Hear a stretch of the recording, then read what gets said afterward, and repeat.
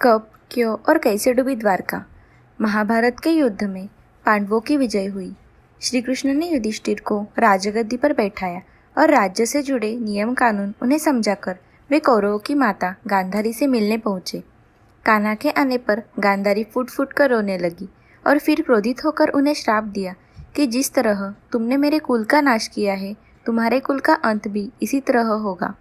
श्री कृष्ण साक्षात भगवान थे, चाहते तो इस श्राप को निष्फल कर सकते थे, लेकिन उन्होंने मानव रूप में लिए अपने जन्म का मान रखा और गांधारी को प्रणाम करके वहां से चले गए।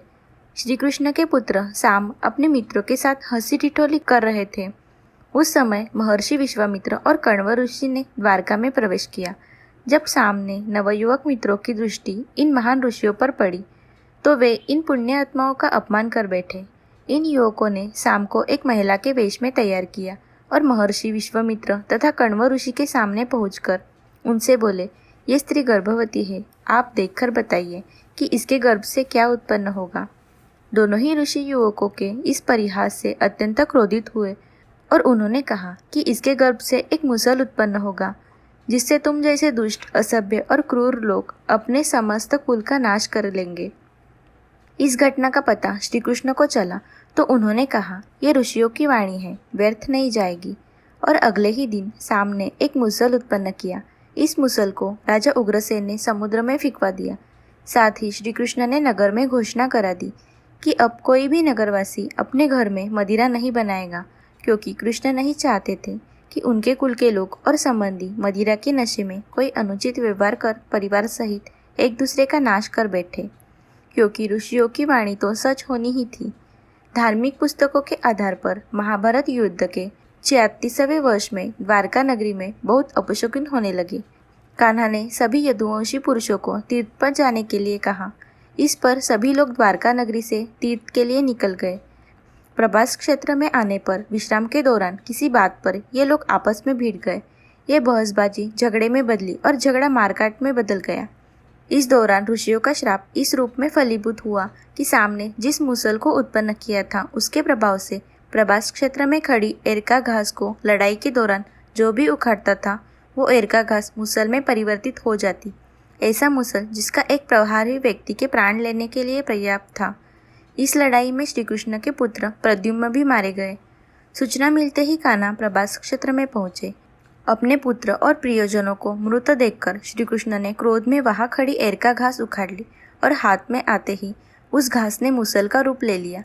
लड़ाई में जो लोग बच गए थे, जिन्होंने अपने परिजनों को मारा था, श्री कृष्ण ने एक एक बार से उन सभी का वध कर दिया। अंत में सिर्फ श्री कृष्ण, उनके सारथी दारुक और बलराम बचे। इस पर श्री कृष्ण ने दारुक से कहा कि हस्तिनापुर जाकर अर्जुन को यहाँ ले आओ। फिर बलराम को वहीं रुकने को कहा और स्वयं अपने पिता को इस संहार के बारे में सूचित करने द्वारका चले गए।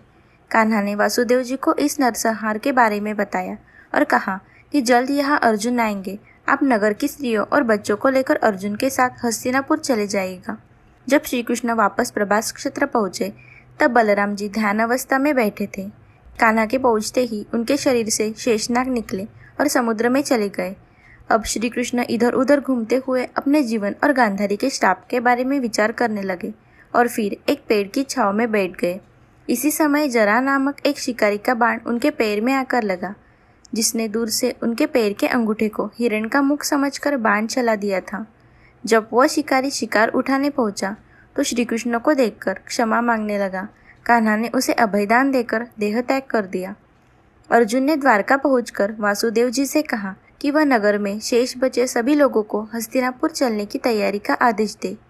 फिर अर्जुन ने प्रभास क्षेत्र जाकर सभी यदुवंशियों का अंतिम संस्कार किया। अगले दिन वासुदेव जी ने प्राण त्याग दिए। उस पर उनका अंतिम संस्कार कर अर्जुन सभी महिलाओं को और बच्चों को लेकर द्वारका से निकल गए।